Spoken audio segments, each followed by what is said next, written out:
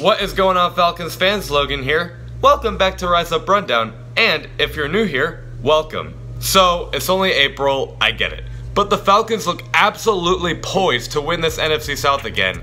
But so do other teams. So how can Atlanta win the NFC South this year? Well, let's dive into that. The NFC South, as we know it, may just be the best division in the league. This is especially due to the fact that in 2017, 3 out of 4 teams in that division went to the playoffs, and 2 teams went to the Super Bowl in the last 4 years. Well, no biased thoughts here, but I think Atlanta still has a very good chance to win this division. And I'm going to list some things about the Falcons, and then even go over some things about other teams and how that actually can play a factor for the team. So let's talk about the Atlanta Falcons first, and you're probably going to say, how do they have a good chance of winning this division if they went 7-9 last year? The first thing you gotta know is that the Falcons roster last year was loaded with injuries. The thing that especially hurt us was our star defensive players Deion Jones and Keanu Neal. They were both out, and our defense was just not the same without them. Don't believe me? Check out my video on the Falcons' biggest concern for 2019 and I'll explain more about it. Atlanta had 6 superstars injured. Devontae Freeman, Deion Jones, Keanu Neal, Andy Levitre, Ricardo Allen, and Derek Shelby. And you're telling me that injuries didn't play a factor in our 7-9 run last year? Why do you think our defense came from being the 9th best in 2017 to the 28th in 2018? And then Matt Ryan was the 8th most sacked QB in the league last year. What's weird is that our team usually is healthy every year, but I just don't really know what happened this time. So obviously, if we stay healthy, we might as well get that division crown back. Another thing is that we probably have the best offense in the division. Look, not that other teams can't compete with us, but this is still the same Super Bowl offense we saw not that long ago. We still have the 2016 league MVP Matt Ryan, who, by the way, had a 2018 campaign that looked awfully similar to his MVP season. And that was under Steve Sarkisian. Steve Sarkisian was his offensive coordinator in 2018, and he still looked awfully similar to his MVP season. And we also still got Julio Jones, who was the league leader last year in yards. And by the way, don't ever mention that he can't get touchdowns because he ended up with 8 last year. I even got a whole video discussing how 2019 could be Julio's best year yet, so go ahead and check that out if you want to hear more on him. And he's got help around him.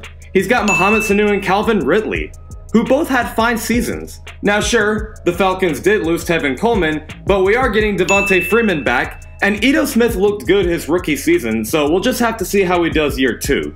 And last but not least on our offense, they're going to be working with a new offensive coordinator. In fact, a face that they worked with before, and someone that made Jameis Winston's offense somehow in the top 3 last year, Dirk Koetter. He's an offensive-minded coach, and when you're in an offensive league, and you got talent to work with, you're going to be just fine. That's really what got us to the Super Bowl not too long ago anyway, was the offense. Now the only thing that concerns me here is the offensive line, but on the bright side, this NFL draft is absolutely stacked with offensive linemen, and it seems like the Falcons are maybe aiming for an offensive lineman, so we'll just see if that works for them. Now let's talk about how the other teams could actually play a factor for us, and that we could win the division because of them. Let's get this one out of the way, the Tampa Bay Bucs. I mean, come on. You seriously think this team is a threat? Sure, they got Bruce Arians now at head coach, but, I mean, no offense, but first off, will he even be healthy? I thought he retired because of health. And second, they have absolutely no defense. If you think you can win games by letting up 40 points per game, you are just crazy. And also, it's the Bucs. Like, you really think they could win? I think we all can safely agree on this one. And now the New Orleans Saints. On paper, this maybe is the best team in the league, and they pretty much showed it last year even if they got robbed. But here's why they shouldn't exactly be the division winner, I guess. 1, Mark Ingram is gone, so you only got Alvin Kamara. If you don't think that hurts the running game at least a little bit, then you're crazy. Also, Marshawn Lattimore is never a problem for us, especially against Julio Jones. Like, let's look at his rookie year against Julio Jones. The first game, he lets up 5 catches for 98 yards. Second game, he let up 7 catches for 149 yards. And should have had a touchdown, but okay. In 2018, first game he lets up 5 catches for 96 yards. Second game, he lets up 11 catches for 147 yards. Basically the same thing. And besides the Thanksgiving game, every game that we play against them is a close one.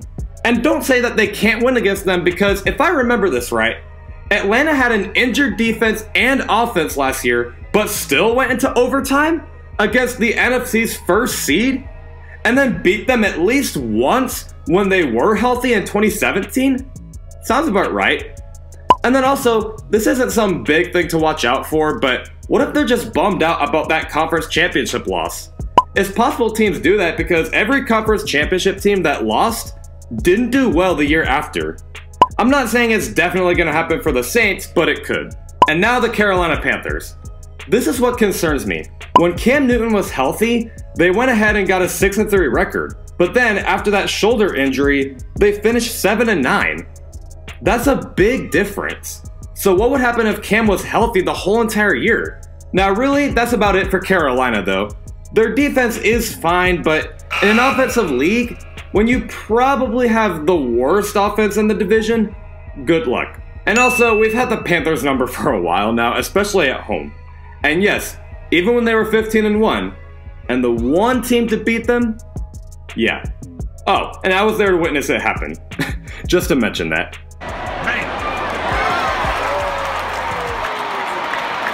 So overall, with other teams not having as much talent as the Falcons always keeping things close with the Saints. So imagine what would happen if we were actually healthy against them. And our roster should be coming back healthy this year. Expect Atlanta to win the NFC South for 2019. But other than that, whether you guys agree or not, please make sure to smash that like button, blow up the comment section, and definitely hit that subscribe button so you don't miss any weekly content. There's new episodes every Tuesday and Friday at 11 o'clock a.m. Eastern, and I will see you guys this Friday at 11 o'clock a.m. Eastern. Rise up.